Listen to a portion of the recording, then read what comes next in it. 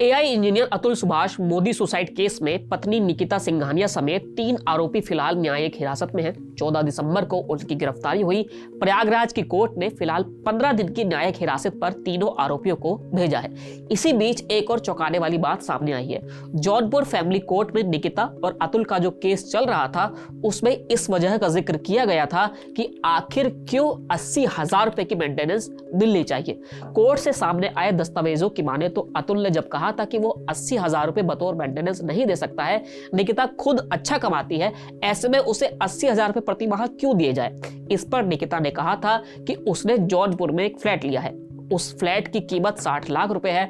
Loan पर वो flat लिया था जिसकी किस्त उसे हर महीने देनी पड़ती है, इसलिए उसकी खुद की सारी सैलरी वहीं पर चली जाती है। ऐसे में उसे महीने का खर्च निकालना मुश्किल हो जाता है।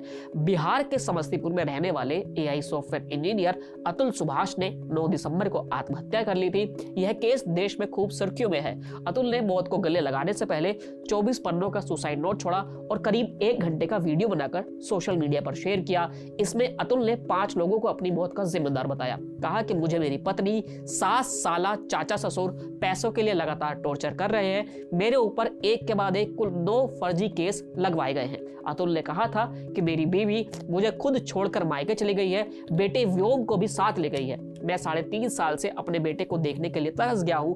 मुझे उसकी शक्ल तक देखने नहीं दी जाती है, ना ही कभी बात करवाई जाती है। मैं तो बेटे की शक्ल तक भूल गया हूं और कि वो कैसा दिखता होगा। पुरानी फोटो देखता हूं तभी मुझे उसकी शक्ल याद आती है। मेरी पत्नी मेरे बेटे को औजार बनाकर मुझसे पैसे ऐंठती है। सास और साले ने मुझसे अब तक 16 लाख रुपए उधार ले चुके हैं, फिर वो 50 लाख की और डिमांड कर रहे हैं। जब मैंने उन्हें और पैसे देने से इनकार कर दिया तो उन्होंने मेरे खिलाफ लोगों को डर्टी गेम खेलना शुरू कर दिया।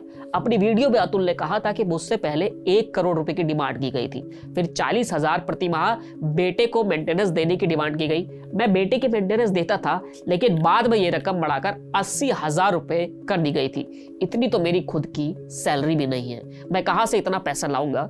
इतने से उनका जी नहीं भरा तो मुझसे 3 करोड़ रुपए की मांग की गई। जब मैंने कोर्ट में कहा कि इतने रुपए देने वाला तो खुदकुशी कर लेगा, इस पर मेरी बीवी ने कहा कि तुम भी सुसाइड कर लो। जज साहिबा ने इस पर पत्नी को कुछ नहीं कहा, बल्कि वो हंसने लगी। उल्टा मुझे कहने लगी कि तुम मुझे 5 लाख रुपए दे दो, मैं केस सेटल कर दूंगी। मुझे जज साहिबा रीता कौशिक ने भी पैसों के लिए खूब टॉर्चर किया। इसके बाद अतुल ने सुसाइड कर लिया था। अतुल के भाई विकास मोदी की तहरीर पर 10 दिसंबर को बेंगलुरु पुलिस ने निकिता सिंघानिया, निशा, अनुराग और सुशील के खिलाफ केस दर्ज किया। केस दर्ज करने के 4 दिन बाद 14 दिसंबर को पुलिस को कामयाबी मिली। निकिता को गुरुग्राम से अरेस्ट किया गया। अतुल की सास निशा और साले अनुराग को प्रयागराज से अरेस्ट किया गया। तीनों को प्रयागराज कोर्ट में पेश किया और 15 दिन की न्यायिक हिरासत में भेज दिया गया। वहीं मामले में चौथे आरोपी यानी निकिता के चाचा सुशील सिंघानिया की तलाश अभी भी जारी है। फिलहाल इस वीडियो में इतना ही, फिर मिलेंगे नए वीडियो के साथ। शुक्रिया।